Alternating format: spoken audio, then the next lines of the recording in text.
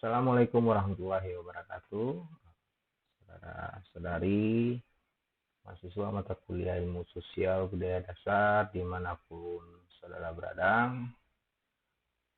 Semoga selalu sehat walaupun kita masih dalam kondisi pandemi, sehingga pembelajaran perkuliahan pada semester ini masih menggunakan daring.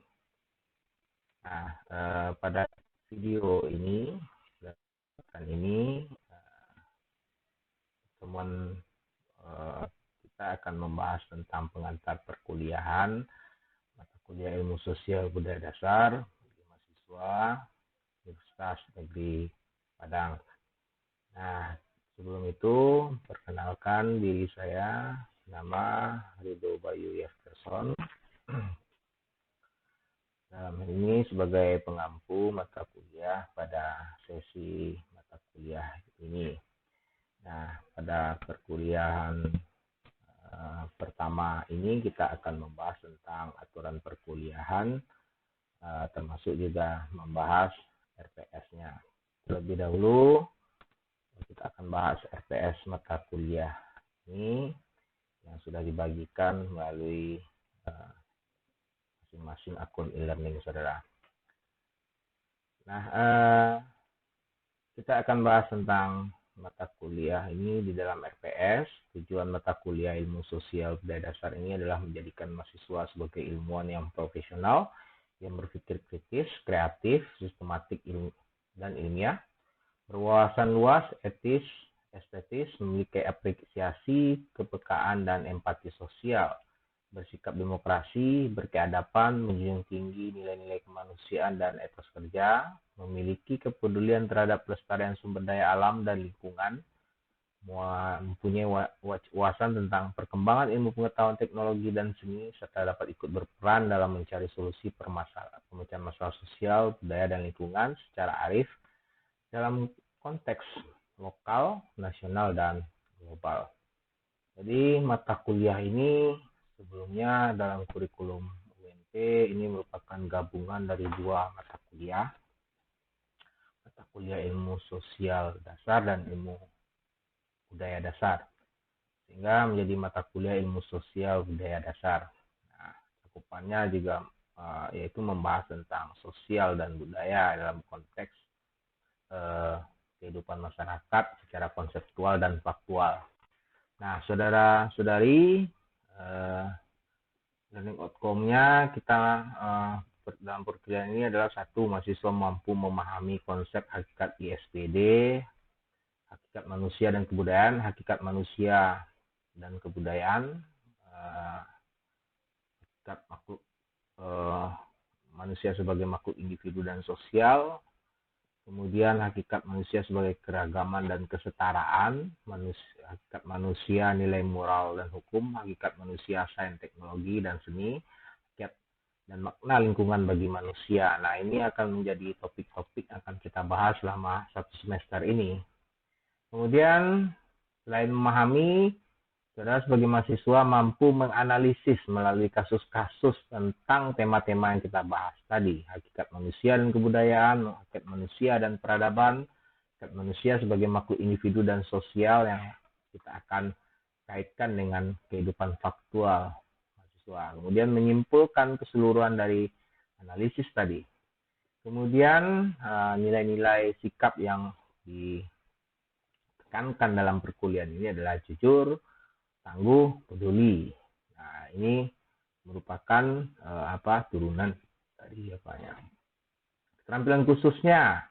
Pengetahuannya adalah cerdas, kritis, kreatif, inovatif, ingin tahu, berpikir, terbuka, produktif, berorientasi estetik dan reflektif. Nah, jadi saudara yang berasal dari berbagai jurusan, disiplin ilmu, berbagai fakultas yang ada di Universitas Negeri Padang, mata kuliah ini kaitannya adalah bahwa mahasiswa sebagai kelompok intelektual, kelompok yang mempunyai sampai pada tahap pendidikan tinggi, tidak semua individu mampu mempunyai kesempatan sampai di sana sampai pendidikan tinggi ini, diharapkan mahasiswa sebagai kelompok intelektual ini menjadi agen-agen inovasi dalam masyarakat, walaupun jurusannya tidak berhubungan dengan masyarakat, tapi kelompok intelektual dituntut untuk mampu menjadi bagian masyarakat yang terutama sekali akan dijadikan teladan bagi masyarakat sebagai pemimpin, aktif di berbagai bidang kesosialan, karena notabene-nya saudara adalah calon-calon orang-orang yang akan terlibat langsung dalam bagian dalam masyarakat. Terutama sekali sekian persen kelompok intelektual, artinya lulusan perguruan tinggi hanya sebagian kecil dari keseluruhan penduduk Indonesia. Tapi peran sebagai bagian dari masyarakat itu sangat besar sekali tuntutannya. Karena orang di luar menganggap mahasiswa ini adalah orang yang pintar karena pendidikannya tinggi dan diharapkan mampu berkontribusi. Contoh kecil saja, misalnya mungkin masih saudara kuliah sekarang ini, saudara tuntut bahkan pandangan persepsi masyarakat di tengah-tengah kehidupan saudara, terutama misalnya di daerah asal, saudara adalah dianggap orang yang sangat pintar, orang yang pendidikan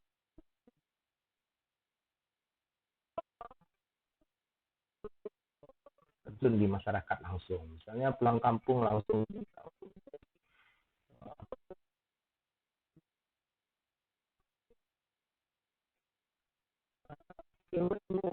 seperti itu. Tentu saja dalam kurikulum perkuliahan, terutama di jurusan, tidak semuanya bersinggungan dengan itu.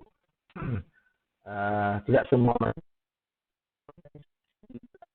sekolah dalam kehidupan bersama bermasyarakat dalam konteks pengalamannya sehari-hari, sehingga dibutuhkan kuliah ini sebagai bekal bagi saudara, pertama menyiapkan soft skill menjadi bagian, walaupun jurusan disiplin ilmunya tidak berhubungan dengan masyarakat.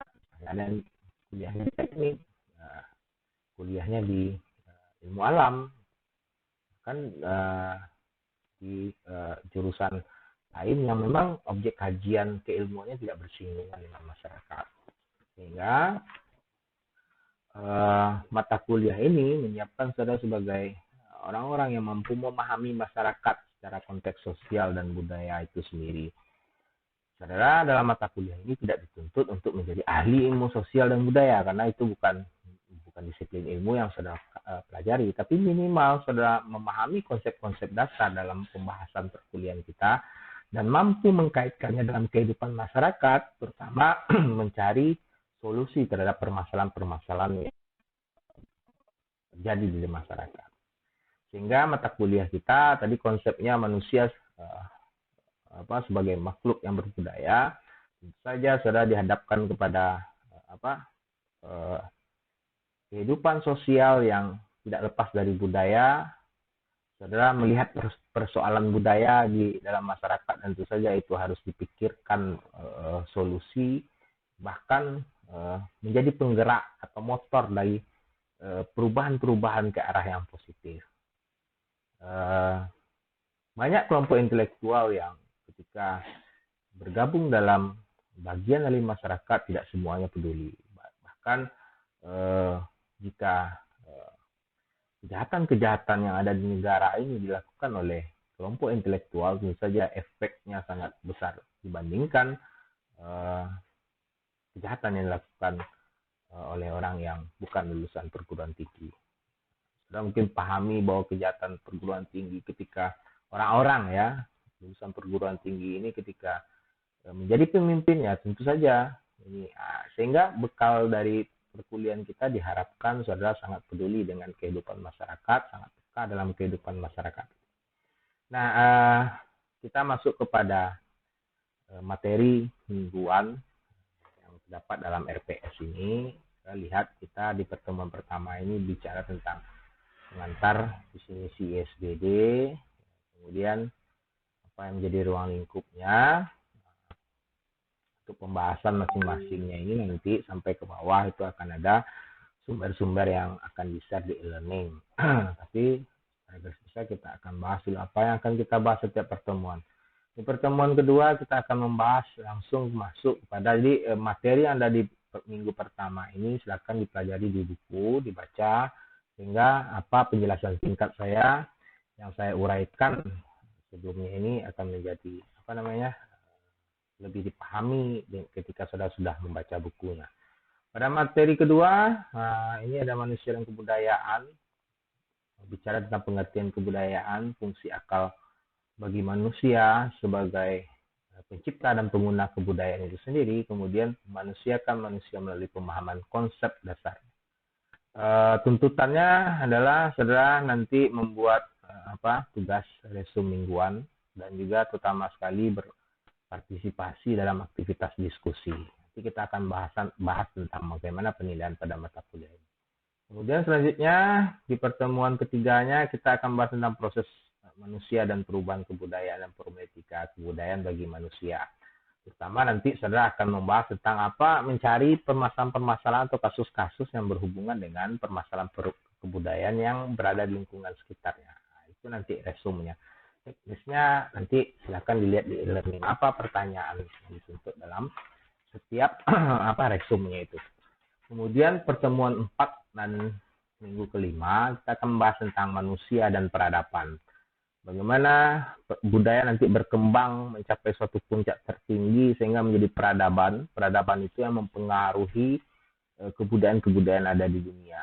Karena peradaban itu sebenarnya merupakan awalnya menjadi kebudayaan, tapi adalah dari kebudayaan yang mencapai taraf yang tinggi dan dibandingkan kebudayaan yang ada di sekitarnya. Nah, bagaimana konsep manusia sebagai makhluk yang beradab, masyarakat yang beradab, yang terjadi nantinya evolusi budaya sehingga mencapai pada tahap peradaban tersebut. Dan peradaban dan perubahan sosial, wujud kebudayaan tradisional, modernisasi, problematika peradaban. Nah, ini pertama membahas tentang kasus-kasus yang terjadi di lingkungan sekitar yang terkait dengan tema problematika peradaban bagi manusia. Minggu ke-6 kita akan bahas tentang manusia sebagai makhluk individu dan sosial. Contoh sederhananya, saudara sebagai individu tapi sekaligus juga menjadi makhluk sosial. Ada tuntutan-tuntutan yang mesti dipenuhi oleh setiap individu dan sekaligus dia menjadi bagian dari makhluk sosial. Tidak hanya kepentingan individu yang didahulukan, tapi juga perlu memikirkan dan bahkan memprioritaskan kebutuhan perannya sebagai makhluk sosial tadi dibandingkan dia sebagai individu tersebut sebagai individu yang mempunyai kepentingan pribadi. Kemudian pada pertemuan ke-7 dan ke-8 kita akan membahas tentang hak dan kewajiban individu dalam masyarakat dalam interaksi sosial yang di dalamnya ada corak stereotip dan prasangka yang berakibat kepada diskriminasi. Ini adalah pembahasan bagian dari materi manusia sebagai makhluk individu dan sosial. Kemudian bagaimana stereotip terhadap prasangka dan diskriminasi dalam kehidupan sosial yang terjadi tersebut.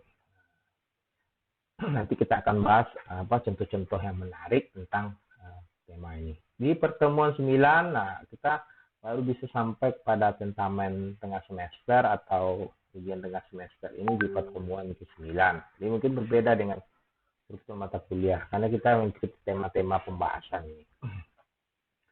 Nah, selanjutnya itu tema ketiga. Masuk kita ke tema keempat. Tema keempat ini pada pertemuan 10 kita bahas tentang manusia, keragaman, dan kesetaraan. Nah, ini adalah bagaimana manusia dengan perbedaan sosial tadi. Bahkan ada pembahasan sebelumnya kita membahas tentang diskriminasi sosial, bahwa memang itu menjadi suatu fitrah dari manusia yang terdiri dari keragaman dan kesetaraan. Nah, bagaimana kita melihat struktur masyarakat Indonesia yang majemuk dan dinamis ini ditandai dengan adanya keberagaman suku, kemudian pengaruh keragaman tersebut terhadap berbagai pola kehidupan masyarakat. Setiap masyarakat dengan keberagaman itu mempunyai menyikapinya dengan cara yang berbeda-beda. Kemudian di negara kita dengan keberagaman tadi, maka konsep kebinekaan itu muncul menjadi sebuah semboyan pemersatu bangsa Bhinneka Tunggal Ika dalam kehidupan masyarakat Indonesia menjemuk terdiri dari suku, agama, ras, dan etnik, serta agama. Kemudian kemajemukan itu akan menimbulkan dinamika dalam kehidupan masyarakat Indonesia yang terus bergerak secara dinamis, ditandai dengan adanya keberagaman suku. Nah, prinsip keberagaman ini tentu saja ketika tidak bisa dimanajemen dengan baik, maka akan menimbulkan problematika. Bagaimana saudara sebagai masyarakat intelektual juga memikirkan solusi-solusi nanti dalam tugas-tugasnya tentang keberagaman yang terjadi di lingkungan sekitarnya. Keberagaman ini menimbulkan konflik, baik itu berbasis dari agama, suku, etnis, ras, yang dimulai dari prasangka yang melahirkan nantinya konflik. Kemudian masuk pada tema yang kelima selanjutnya adalah manusia, nilai, moral, dan hukum. Dalam kehidupan manusia, berbudaya tadi, kemudian keberagaman tadi, setiap masyarakat akan mempunyai nilai, moral, dan hukum yang berlaku, mungkin berbeda, ada yang sama. Nah, pada intinya, nilai, moral, dan hukum ini mengatur kehidupan bersosial. Inilah yang menjadi rambu-rambu dalam kehidupan sosial. Setiap masyarakat punya nilai hukum norma yang berbeda, yang berasal dari berbagai unsur. Apakah nilai moral ini berasal dari unsur agama, budaya, adat istiadat setempat, yang setiap masyarakatnya berbeda.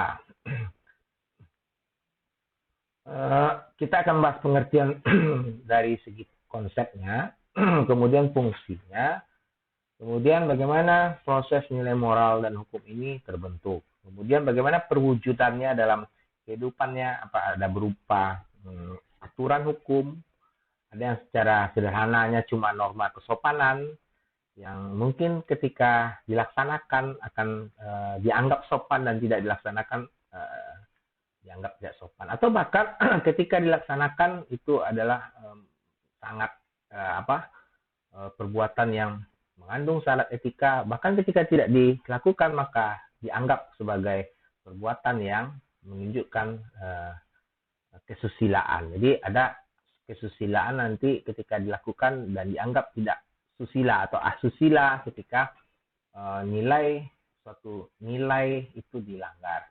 Tapi ada juga nanti nilai dan norma yang berwujud menjadi aturan hukum, bahkan peraturan perundang-undangan. Dalam setiap masyarakat bisa saja beda. Jadi perwujudan nilai ini akan kita bahas nanti. Kemudian apa tuntutan sanksi terhadap pelanggaran nilai moral tersebut. Kemudian bagaimana problematika nilai nilai moral hukum ini dalam masyarakat di negara. Kita akan lihat kasusnya, kasus-kasus kecil yang terjadi bahkan terjadi di lingkungan sekitarnya, di lingkungan kampungnya, di lingkungan di daerahnya yang saudara terdiri dari keberagaman itu sendiri yang berbeda-beda pula nanti, sehingga tugasnya itu tidak akan sama. Kalau definisinya mungkin bisa sama dengan di buku, tapi kalau problematika nilai moral yang saudara tuangkan dalam bentuk contoh kasus, tidak perlu panjang-panjang, tidak perlu bikin makalah sampai panjang. Nah, saya tahu makalah itu seringkali mahasiswa buatnya dengan waktu seminggu ini tidak sempat pula. Kalaupun sempat ya saudara cenderung akan melakukan plagiasi. Jadi tugasnya tidak akan panjang, bikin satu lembar uraian tentang bagaimana kejadiannya di kampungnya, tentang problematika yang berhubungan dengan tema. Kemudian masuk pada tema yang ke-6 lagi ya, manusia, sains, teknologi, dan seni. Nah, kehidupan manusia ini tidak lepas dari yang ini juga, ilmu pengetahuan, teknologi, dan seni. Kita akan bahas tentang pengertian konsepnya, kemudian hubungannya antara sains, teknologi, dan seni, bahwa sains, teknologi, dan seni ini berhubungan. Seni ini seringkali tidak tertinggal dari perkembangan teknologi. Nanti kita akan bahas seperti apa wujudnya yang lebih konkret. Kenapa seni ini juga masuk dalam unsur tersebut dan bahkan terintegrasi, dan apapun hasil sains ini tidak lepas dari seninya juga. Kemudian kita masuk kepada pembangunan perkembangan iptek dalam masyarakat beradab, kemudian bagaimana problematika pengembangan iptek dan penggunaannya. Nah, ini kita akan bahas nanti penekanannya pada penggunaan iptek yang seringkali menjadi problem dalam masyarakat ketika teknologi berkembang tapi pemanfaatannya justru tidak bijak digunakan oleh sebagian kecil dari masyarakat. Nah, kita akan bahas konsep bagaimana kasus problematika ini yang terjadi di lingkungan masing-masing. Saudara urai dan saudara pikirkan nanti solusinya. Jadi yang terakhir adalah manusia dan lingkungan. Ini bicara tentang bagaimana manusia dan lingkungan ini sebenarnya tidak lepas pula hubungannya. Karena setiap kehidupan masyarakat ini tidak lepas dari lingkungan. Nah, ketika terjadi problem terkait dengan lingkungan ini, ya akan mengakibatkan dampak bahwa masyarakat tersebut tentu dalam kehidupan bermasyarakat itu terganggu. Lingkungan ini contohnya dua. Kalau dalam konsep lingkungan ada dua. Ada lingkungan sosial, ada lingkungan fisik. Lingkungan sosial itu problemnya nanti banyak, mulai dari kemiskinan dan sebagainya macamnya. Kalau lingkungan alam akan cenderung problemnya itu adalah misalnya salah satunya adalah bencana. Bencana ini dua pula, ada bencana yang memang murni dari alam terjadi daya, ada pula bencana yang berkaitan dengan campur tangan manusia. Bencana alam dan bahkan ada bencana yang disebut pandemi sekarang ini disebut sebagai kategori atau konsep dari bencana. Bencana yang terjadi bahkan bukan hampir lagi, tapi seluruh masyarakat dunia merasakan. Bagaimana persoalan lingkungan ini, problem-problem yang berhubungan dengan lingkungan ini perlu dipikirkan pula solusi terhadap permasalahannya. Tidak jauh-jauh nanti saudara cari kasusnya, cukup di lingkungan saja. Nah, kita akan melihat bagaimana kualitas hubungan penduduk dan hubungan kesejahteraan hidup manusia, bagaimana problematika pembangunan lingkungan sosial budaya, lingkungan alam dalam masyarakat beradab. Kemudian di pertemuan terakhir kita akan melaksanakan tentamen tengah semester. Jadi perkuliahan kita tetap muka saja 14 minggu, 2 minggu dari 16 itu adalah UTS dan UAS. Jadi metode yang digunakan adalah kuliah mimbar, responsif, studi kasus. Kasus ini adalah sudah membahas tadi dari tugasnya jadi di lingkungan sekitar dan kita diskusikan bersama dalam perkuliahan kita.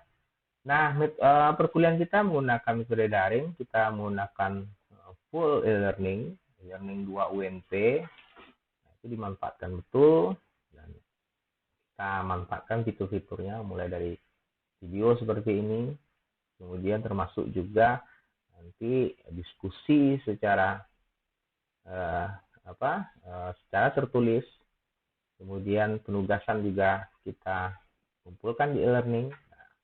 Kita masuk kepada penilaian. Sebelum penilaian kita masuk ke aturan tentang kehadiran. Kehadiran dari 14 minggu itu saudara minimal harus wajib 14 minggu. Jadi saudara boleh tidak hadir itu cuma 2 kali, yang banyak 3 kali lah. Nah, tapi kalau perkuliahan e-learning ini kan durasinya panjang. Saya tidak membuat durasi perkuliahan ini singkat sama dengan perkuliahan luring. 2 SKS waktunya. Tidak kita desain perkuliahan ini lebih panjang sehingga saudara bisa kapanpun mengikuti perkuliahan ini selama 1 minggu. Tapi nanti tentu saja dibatasi juga. Misalnya, daftar hadir itu memang fitur e-learning cuma menyediakan 1 hari, saudara bisa mengisi daftar hadir itu. Sehingga jangan telat. Nah, berakhir nanti di jam 12, menjelang tanggal berganti. Saudara bisa mengisi daftar hadirnya. Karena kalau di jam kuliah saja, kebanyakan mahasiswa yang ada yang lupa mengisi daftar hadirnya. Kemudian, mengenai kehadiran. Nah, tentu saja kehadiran ini tidak sekedar mengisi daftar hadir saja. Kehadiran ini juga harus didukung dengan dua ini, portofolio tugas. Artinya sebelum pertemuan dimulai, saudara sudah mempersiapkan materi.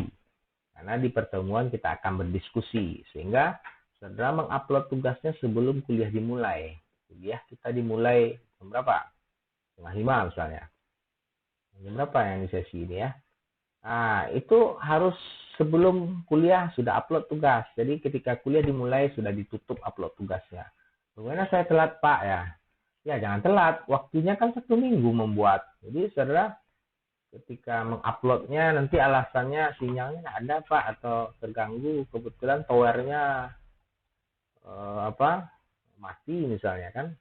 Saya itu jangan dijadikan alasan. Jadi untuk supaya disiplin saudara kalau bisa 1 hari sebelum perkuliahan dimulai itu sudah diupload tugasnya. Tapi batas uploadnya dibuka. Jadi konsekuensi saudara siap dalam perkuliahan dengan mengupload tugas itu nanti kita akan sinkronkan dengan pengisian daftar hadir. Syarat saudara hadir harus siap masuk dengan tugas. Sehingga baru saudara bisa mengisi daftar hadir. Nah, kemudian ini prasyarat daftar hadir diisi ketika saudara upload tugas. Bukan saudara upload tugas Pak ya, wajiblah upload tugas. Karena tidak mungkin saudara kuliah berdiskusi tanpa persiapan. Nah, dispensasinya cuma 2-3 kali ya, karena mungkin saudara ini karena pandemi ya, mungkin ada yang silahkan ada listrik mati dan ya, itu bisa diantisipasi. Silahkan pikirkan cara untuk mengantisipasi supaya saudara bisa manajemen waktunya. Jadi disiplin juga kita tegakkan dalam perkuliahan ini. Kemudian setelah pada pertemuan tersebut saudara akan berdiskusi. Ya, diskusi ini akan diberi waktu durasi yang panjang. Saudara berdiskusi diberi waktu 3 hari. Kita mulai perkuliahan hari ini. 3 hari diskusi, setelah hari ini kita akan buka. Jadi saudara dan diskusinya tidak susah-susah. Saudara dari membuat tugas tadi itu bahannya akan dijadikan tugas itu akan menjadikan bahan untuk saudara mengajukan memberikan pendapat. Jadi sebenarnya tugas dan pertanyaan diskusi hampir persis sama, kalaupun berbeda ya sedikit saja. Jadi siangnya saudara buat tugas dulu, baru bisa saudara diskusi. Buat tugas dulu, ngisi daftar hadir, baru bisa diskusi. Jadi seperti itu pola yang akan kita terapkan. Jadi saya minta saudara garis bawahi betul bahwa tugas itu penting. Nah, saat diskusi nanti akan saya berikan video-video penjelasan dari perkuliahan kita. Bagaimana perkuliahan tatap mukanya Pak melalui Zoom? Nah, itu mungkin opsional saja kita gunakan. Saya tahu saudara tidak bisa live secara bersama-sama, akan banyak alasannya. Yang tidak ada, saya lagi di jalan Pak. Ya. Saya harapkan untuk memberikan informasi perkuliahan melalui video saja.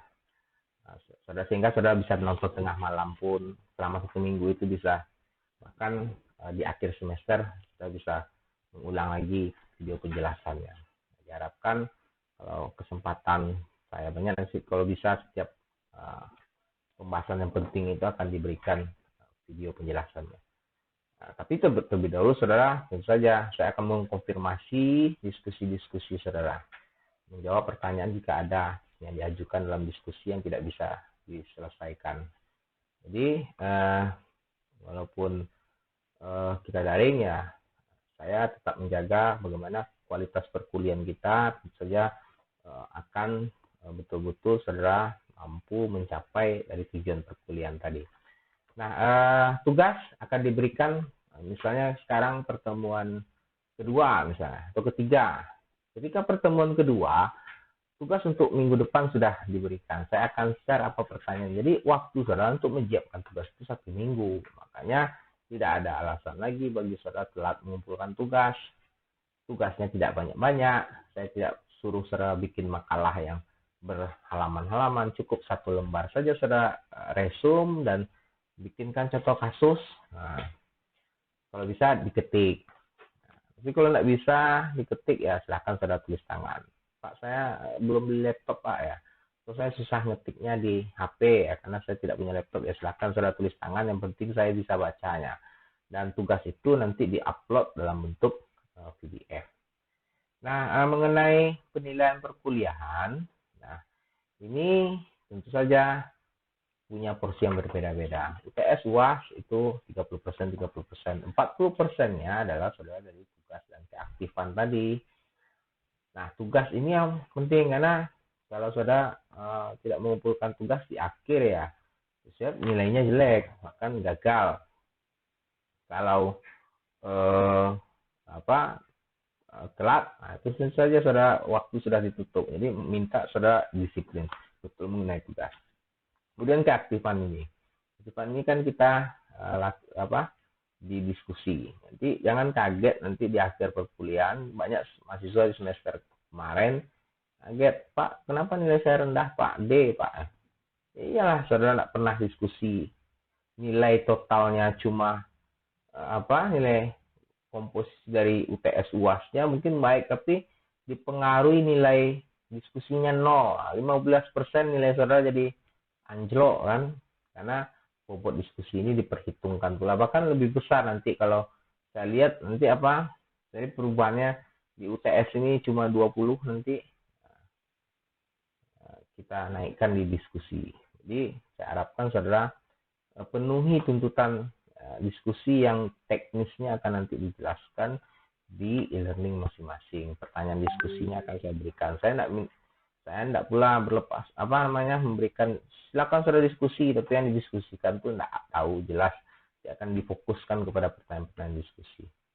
Nah, daftar bacaan nanti setiap pertemuan saya usahakan untuk men-share materi, tapi yang menjadi bacaan wajib itu adalah buku ISBD yang nanti di-share. Itu juga PowerPoint, PPT, sumber-sumber saya sedapat mungkin memperbanyak sumber yang akan saudara baca. Jadi saudara tidak pusing-pusing lagi mencari di internet. Kadang sumber internetnya saudara tidak bisa pula memilah mana yang bagus, mana yang tidak. Dibacalah blog. Atau dibacalah blog informasi tentang budaya. Di pelajaran SMP bahas budaya juga, itu yang dikutip oleh mahasiswa. Sehingga kualitas isi dari yang dibahasnya ya sama pula dengan anak SMP jadinya. SMP bikin blog, anak SMA bikin blog. Sehingga atau blog yang tidak bisa dipertanggungjawabkan kebenaran dari sumbernya, itu yang sering dikutip. Jadi saya akan men-share nanti sumber-sumber yang akan saudara baca.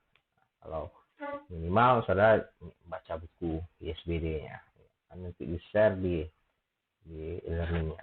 Jadi itu saja penjelasannya. Jika ada pertanyaan dari penjelasan kuliah pengantar kita saudara akan bahas di diskusi. Silakan tanyakan dan insyaallah akan saya jawab. Itu saja video kali ini. Wabillahi taufik wal hidayah. Assalamualaikum warahmatullahi wabarakatuh.